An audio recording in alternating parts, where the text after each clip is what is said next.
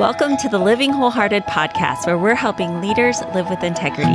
Whether you're a single parent or a CEO, you're a leader, and how you lead matters. Well, I am so excited. I know Jeff is going to be a little jealous that I get to do this interview myself, but I want to introduce you to two beautiful women. One of them is a woman that I know from church, and I'm actually just getting to know her. So I'm really excited to hear more of her story and the impact that God is having through her.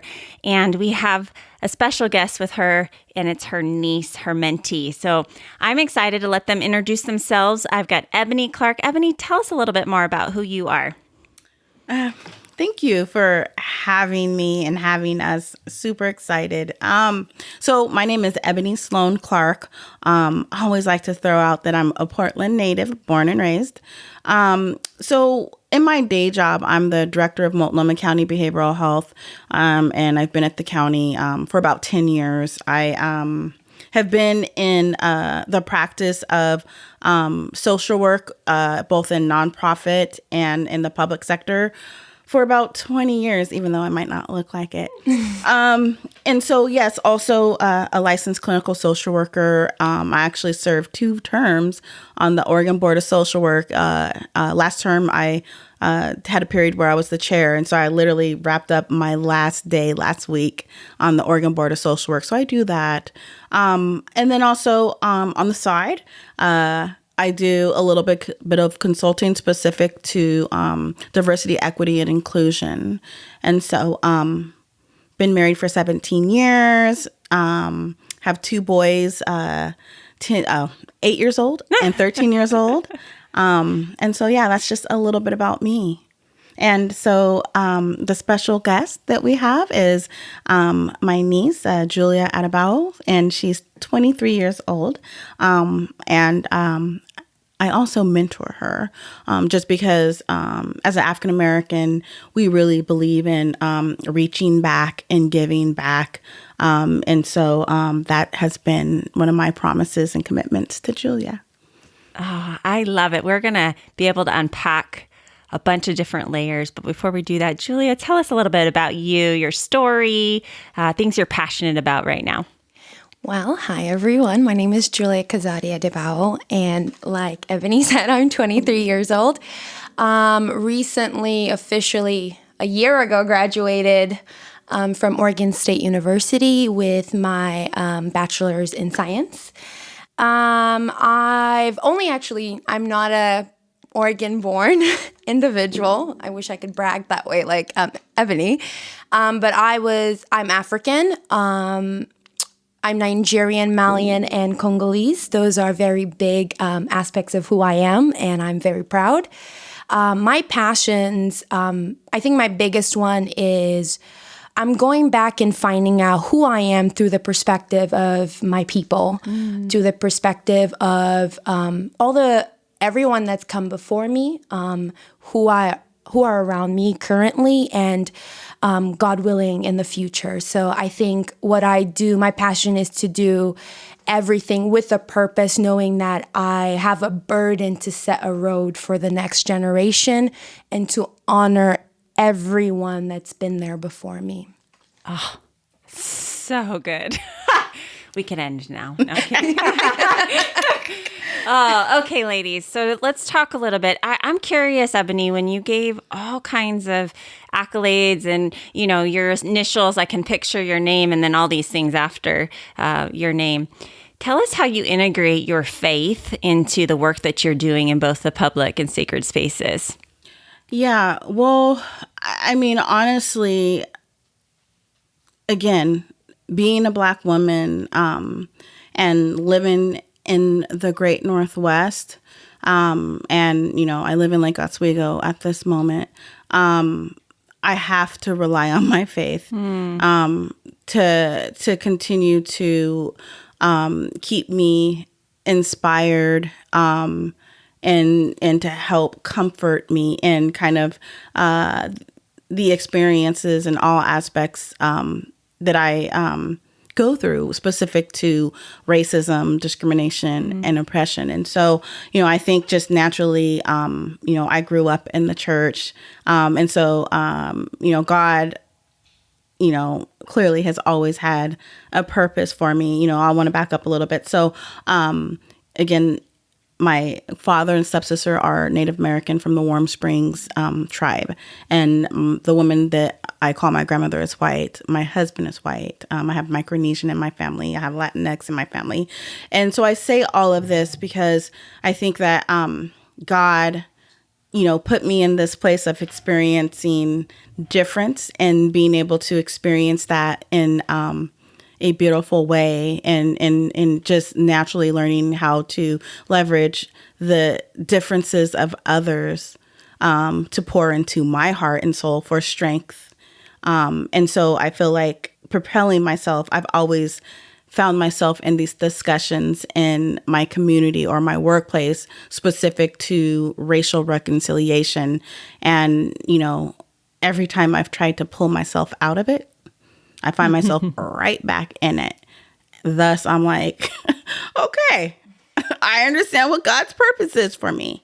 And so, rambling a little bit, but I think that it's just something that has just always been true and there. And so as I reflect back on my childhood to just present day, I can just see how God was training me and preparing me. And it's so obvious now, even though it wasn't clear back then. Yeah, you're saying something that I think is resonating with our listeners of sometimes you think you want to run from the call, or you keep trying to get out and going, I'm not prepared for this, or I'm getting tired of this, and you find yourself right back there. And so there's a surrendering to just saying, this is what you're made for. So Right, okay. exactly. Yeah, and as I watch you, Ebony, it's evident. God is just using and he's giving you favor and opening doors for such a time as this. So talk about how did you get into your passion? I mean, you're 23, so let's speak about what are the moments in your story that have shaped where you are today? I think it all starts with my lineage. It's rare to have a person of African descent who is so diverse. Normally, you're within your region. So as a West African, Central African, South African, East African, North African. But I'm privileged to be both Central and West African. So I think my understanding of the world started so diverse. And religion, because of the different areas, was also very diverse. So my relationship with myself and with God has been completely unique. And I'm at that time, I think, as a 23-year-old, obviously I have a long way to go to really understand the message and the pathway that's God sending to me. But I think he had already prepared me from the very beginning to be used to diversity, to be used to the different paths so that I can truly listen. And that's how I've lived the world. So before I even knew what religion was or who I was going to identify as, because I was raised Muslim before I became Christian. So, and I understand African tradition and perspective. So all of that is encompassed into, I think, a beautiful and unique experience for me in religion. And I'm even extra lucky because I have Ebony who can guide me. And the cool thing about it that she doesn't give herself enough credit is she's able to tap into the different places and the different levels that everyone's at. And because of that, I think it's been so helpful to have someone I can go back to and just say, hey, I feel like I've moved on to the next step, but something feels incomplete. Like, where's the period? Do I need an exclamation point? I think, again, when you start from that basicness of what centers you, what moves you, who's your focal point, who's that person that you can go to and be like, hey, I'm overwhelmed. I'm only 23. I don't know what this world is. And trust that God is also communicating with you through the people in your lives. I think all of those have increased my passion to connect to people, whether it's in school, whether it's at church, whether it's at work, and even in the streets. Okay. I can mirror back a ton of that, but I'm going to snag just a few pieces. And one of them I heard was you're having courage to actually ask another woman to say, am I missing something? I mean, that's profound, to be willing to do that and to submit yourself under someone that you trust, of course. And then Ebony, you being there for those moments. And she's saying you're meeting her right where she's at instead of expecting her to be where you are. That's beautiful. Tell us how you're doing that. Again, it's just amazing as I reflect back on my spiritual walk. It's just so, I love being able to reflect a year ago, 5 years ago, 10 years ago, and just seeing how I've grown and how I've matured. And so I think it's through grace, because honestly, it's reciprocal in terms of we both support each other. And I think that, Julia sees things within me that I don't see in myself, and vice versa. But, it's just, I think, as I said earlier, in Black culture, it's rooted in us to reach back. And we are a collective people, and we understand that our future is reliant upon the generations after us. And so, I think it's just all of that plays into kind of the role, that I play for Julia. And it's just amazing. It's just God working, in my opinion.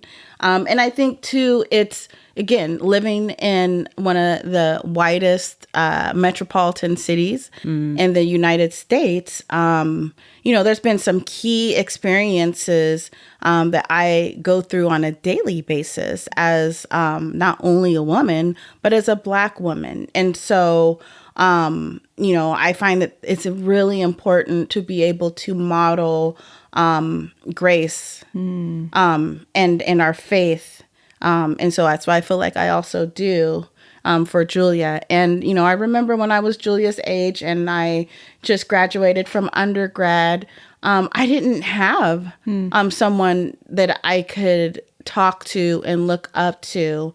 And so if I can share my experiences to help propel her, because Julia is unique and she is so gifted, and sometimes she doesn't see that within herself. And so if I can help give her those nuggets so that she can learn to trust God and to recognize the talents and gifts that God's giving her so that she can be confident and bold and courageous as she moves forward in life, that's what I'm going to do.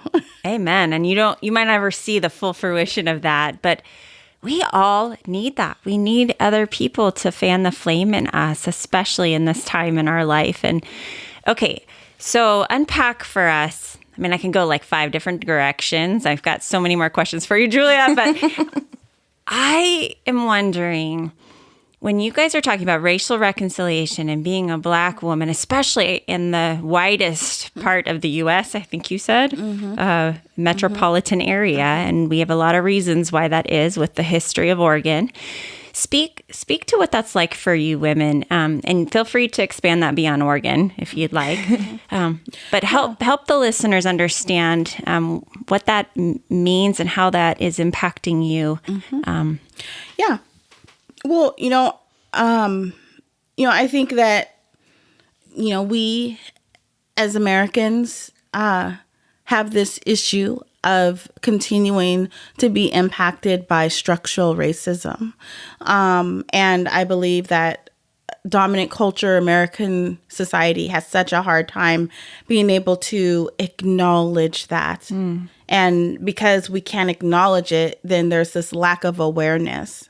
And then within that, oftentimes dominant culture is not reflecting on how did we get to where we're at, specific to the colonization and, the stealing of the land of the American Indians and in the years of chattel slavery. So, I think it's important to always kind of set the context, and maybe some of you all have seen this image where, a lot of times, as a Black woman, it's kind of like, well, why aren't you at my level? And, it's about pulling yourself up by your bootstraps. And as long as you work hard, then you'll get your just reward. And, it's no one's fault except for your own if you're not seeing yourself in these places that you're wanting to. But if African Americans and white people arrived to a land at the same time with all of the same opportunities, then I say, then let's do some comparison. But how long did chattel slavery last? And then even after people were emancipated or freed, there still was issues of the Jim Crow laws. And then let's propel ourselves into present day. We still see the issues of racism. And so I almost like to say that white people have had hundreds of years of a head start. So, I just like to set that context. But, that said, I have to prove myself. There's this thing that Black people talk about, and it's called the Black tax, where whether people want to admit it or not, or whether people recognize it or not, Black people have to work harder to prove themselves because of the issues of conscious and subconscious judgment and racism.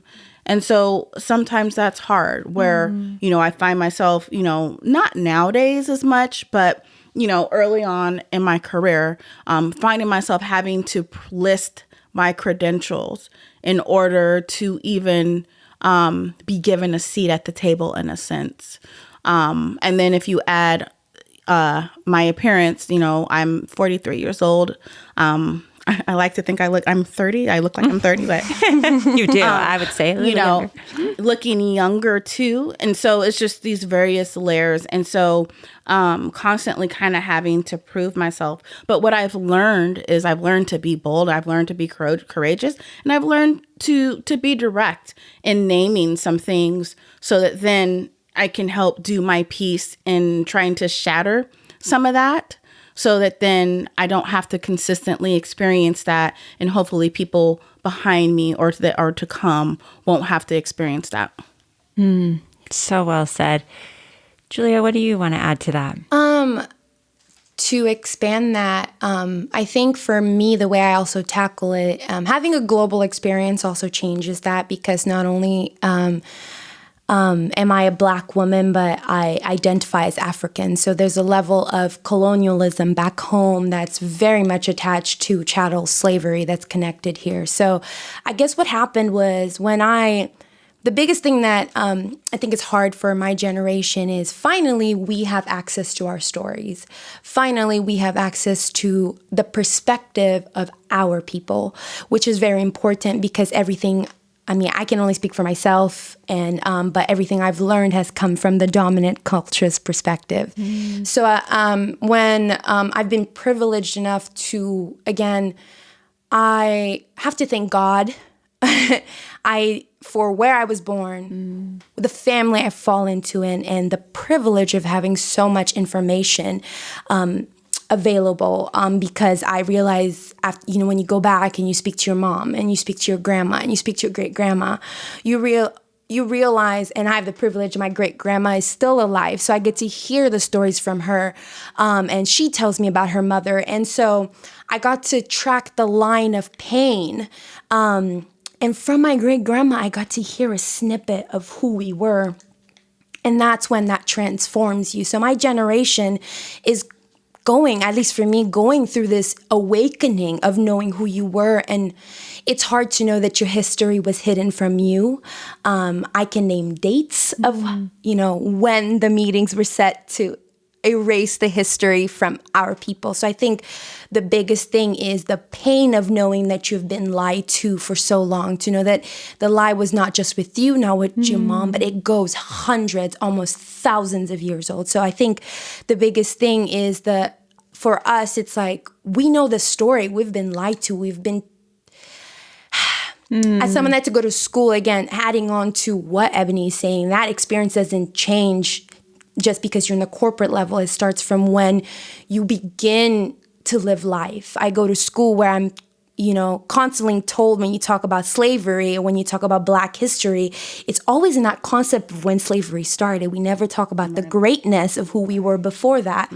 So I guess the biggest thing is acknowledgement of who we are as a people. And our strength. And our strength. Our resiliency. The deepness of our culture. And how it's important not only for Black people, it's important for the human race, because don't forget, the first mother was Black. So she has always kept and holded our story. And if we know her story, we know all of our stories. And then it just makes me think about too, and I'm stealing the saying from someone that I know. I wonder who it is.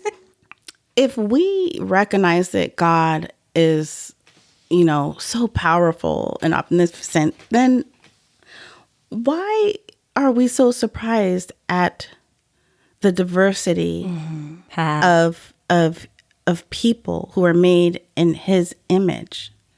And why would we expect something else? Or why is it that we're constantly trying to merge one process or lens?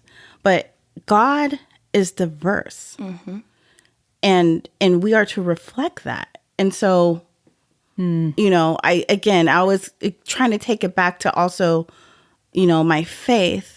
I just, that's just something I think that, is important to reflect on. I think it's a huge point that both of you are making. One, of knowing our story and the greater lens of where we're coming from, and that this is why it's so important for people of color to have a place to tell that story.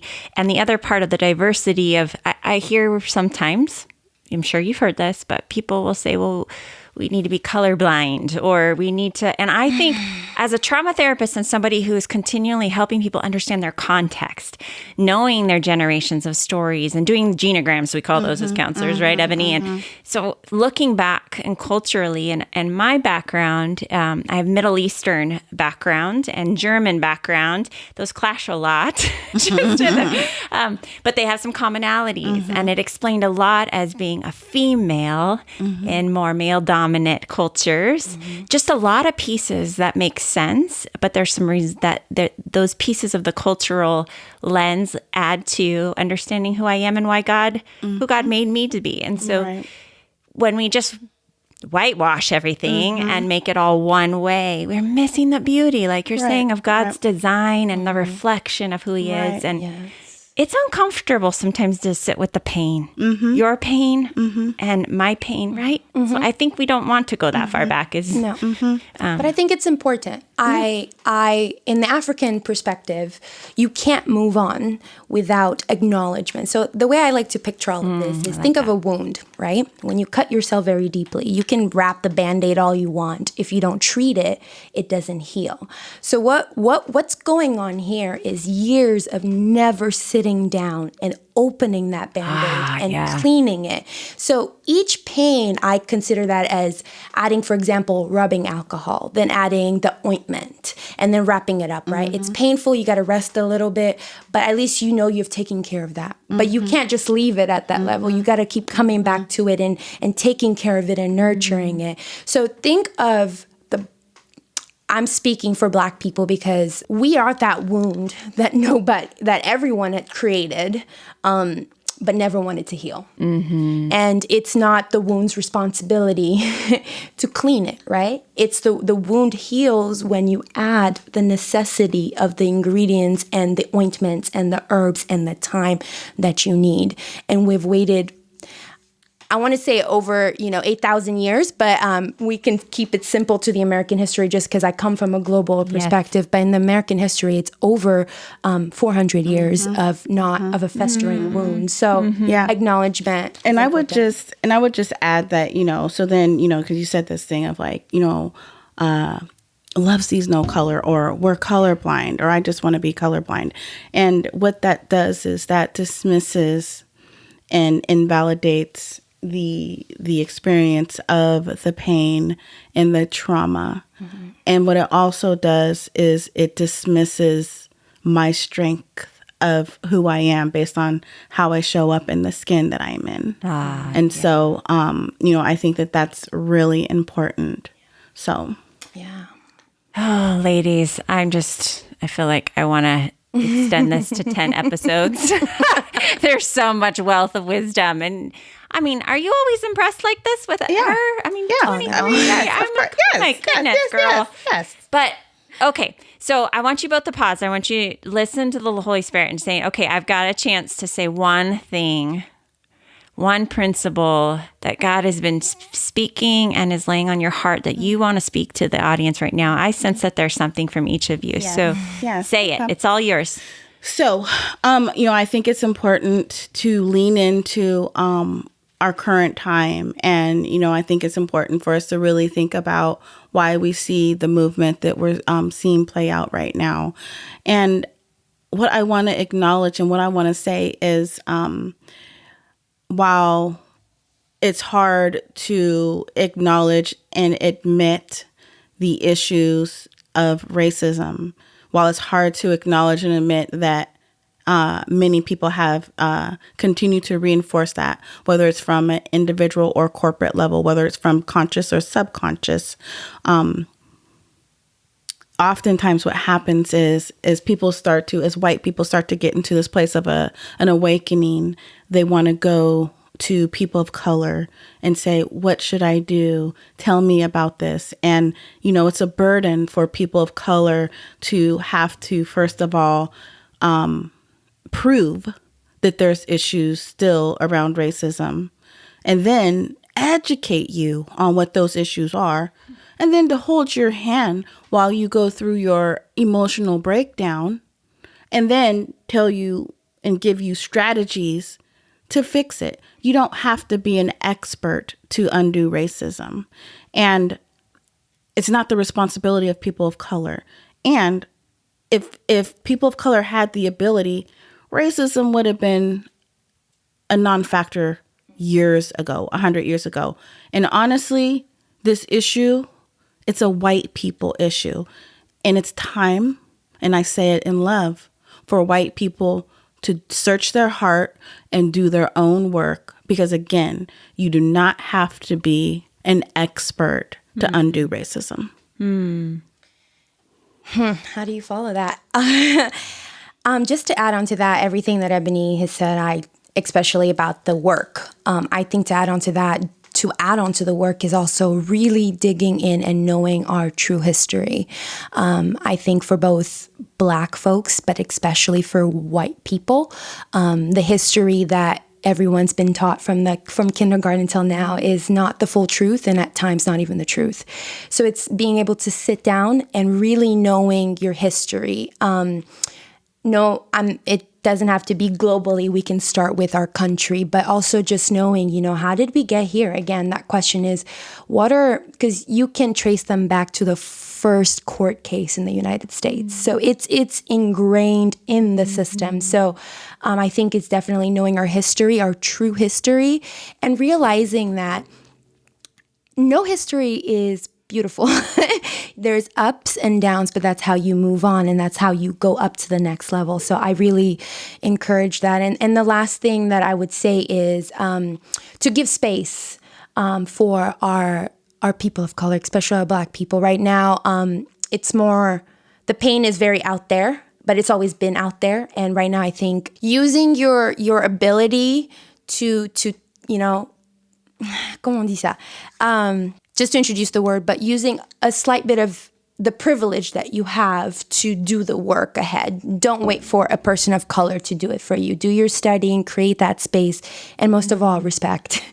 Yes. And I know time is up, but rather than listening, we want folks to listen actively, but get to a place of action so that then we can get to a place of sustained change.